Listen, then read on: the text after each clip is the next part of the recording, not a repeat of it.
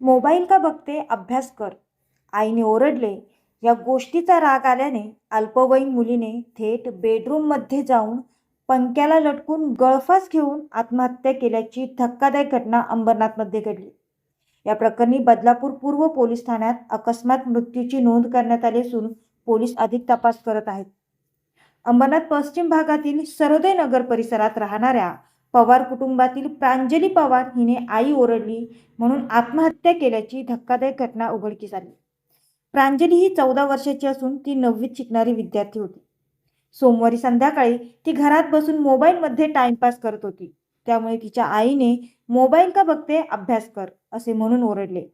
आई आपल्याला ओरडली या गोष्टीचा राग मनात घेऊन तिने बेडरूममध्ये जाऊन पंख्याला गळफास लावून आत्महत्या केली. दरम्यान खूप उशीर झाला तरी मुलगी खोली बाहेर आली नाही म्हणून घाबरलेल्या आईवडिलांनी आरडाओरडा केला असता शेजारच्यांनी खोलीचा दरवाजा तोडून पाहिले असता ती पंख्याला लटकलेल्या अवस्थेत सापडली.